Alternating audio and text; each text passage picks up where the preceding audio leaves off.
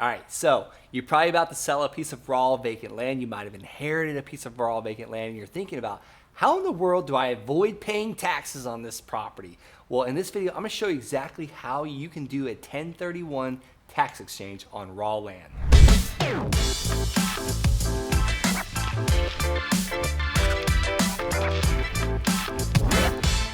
All right, so first I'm gonna break down exactly how you do a 1031 tax exchange on raw land, and then I'm gonna talk to you about some of the pitfalls you wanna avoid, and by the end of this video, you're gonna feel a lot more confident about doing a 1031 tax exchange on raw vacant land. Okay, let's talk about IRS Code Section 1031. The reason why it's called 1031 tax exchange is because it's actually in the IRS Code Section 1031. This is like thrown around so much. Let's just do a 1031. Let's just do a tax exchange. It's really a like type property tax exchange. But just because it's a like type property tax exchange does not mean that you can't exchange a piece of land for a building or a building for a piece of land. You know, you can even exchange horses and other commodities. But for this particular situation, we're gonna focus on land. Can you do a 1031 tax exchange for a piece of land? And the answer is yes, but you wanna be very careful of how you do it. First, you wanna have an intermediary. This is the person that actually takes the funds and moves it to the next property. You also wanna talk to your CPA before you go into doing one of these things. And I highly recommend getting that intermediary from your CPA, because you don't want to just have some random person do it, because they can potentially take all your money and you can get scammed out of the sale of your land. So talking to your CPA first and making sure all ducks are in a row, all T's are crossed and all I's are dotted, because you can really mess one of these things up very quickly. But I want to just use a quick example of 1031 tax exchanging the land. The first way you can do it is if, for instance, you bought the piece of land for $1,000 10 years ago, and today you're selling it for $10,000. So the property went up $9,000. So that's a capital gain of $9,000.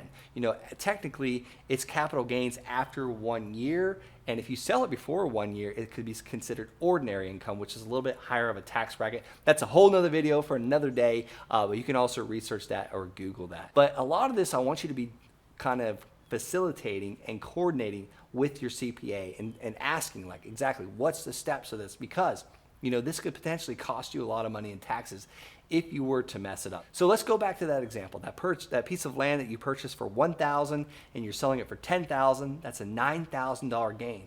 As long as the next property is a little bit more than $10,000. It could be, you know, an apartment building, or it could be a house. You could be actually taking the $10,000 and putting it as a down payment for a rental property. And here's another key to the 1031 tax exchange. It cannot be used for personal property, stuff you're gonna live in, or vacation homes. It's gotta be an actual rental property. So I wanna talk about a few key takeaways or points that you should definitely remember. But before I do, go ahead and like this video. Click the like button. That lets me know I'm on the right path for this video. And if you don't like it, then hit the subscribe button. All right, one of the key points of a 1031 tax exchange is a like-kind property exchange. So basically, when you exchange from one property to the next, it has to be for business purposes. Another way to think about that is basically it's a rental or it's a piece of land for another piece of property. You know, that land, you might not have been doing business with it, but the next one would be like an actual rental property, or maybe another parcel of land, as long as it's a little bit more expensive. Another thing, that the properties must be considered like times for the capital gains or tax deferred purposes. And that is in the eyes of the IRS, not our eyes. We probably think like kind. Oh, if it's one piece of land, it has to go into another piece of land. No, the IRS sees a like kind exchange as another piece of real estate. If you do these correctly, there's no limit to how many of these that you can do in a lifetime, and there's no limit to how often you can do these. And sometimes these rules can apply to former or primary residences, but you definitely want to be very specific and more than likely get further advice from a CPA before doing this. So think about this. You know, the IRS has written this code to really benefit people that provide housing for others, because if you look at other times when the government has provided housing, like you can look at places like Detroit, Michigan, where there's like tract housings. These places are completely need to be just bulldozed. A lot of times when the government is in charge of housing, it doesn't go very well. So the IRS wrote specific codes for people that provide affordable living for others, and they really benefit you by doing this. So for instance, we go back to that example where we bought that piece of land for $1,000 and sold it for $10,000. Now we're going to take that $10,000 and put it on a single family residence that we're going to put $10,000 down, and say we're buying that house for $100,000. So we keep that property, we put $10,000 down on it, we have a mortgage of about $600 a month if it's 6% interest, and 2 years later we're going to sell that single family residence for $300,000. We paid $100,000 with a $10,000 down payment, so now we have a property that increased in value by $200,000, from $100,000 to $200,000.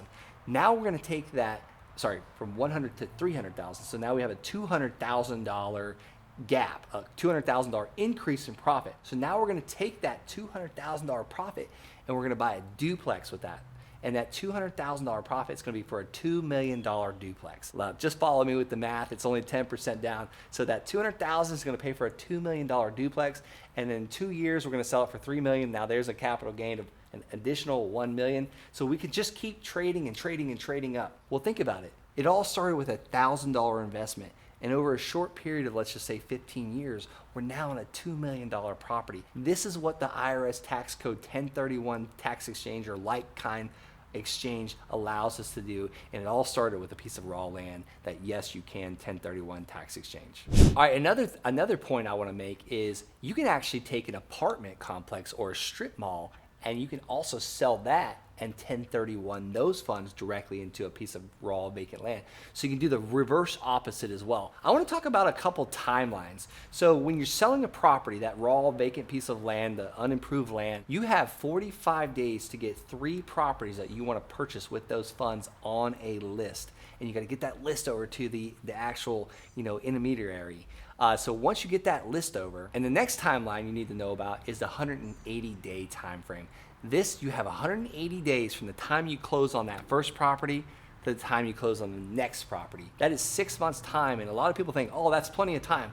These 6 months will go by really quickly. And just because they were on that 3 property list, that the 45-day time frame that you had to have in, does not mean that you have to buy one of those. You can always change that list, and you have 180 days to keep changing that list as long as you close on that property where those funds are going into it. I once did a 1031 tax exchange where I sold a triplex and then I turned it into 2 single family homes, and each one of those were more expensive. So technically I sold a triplex for $491 and ultimately bought a little over $698,000 worth of real estate with it.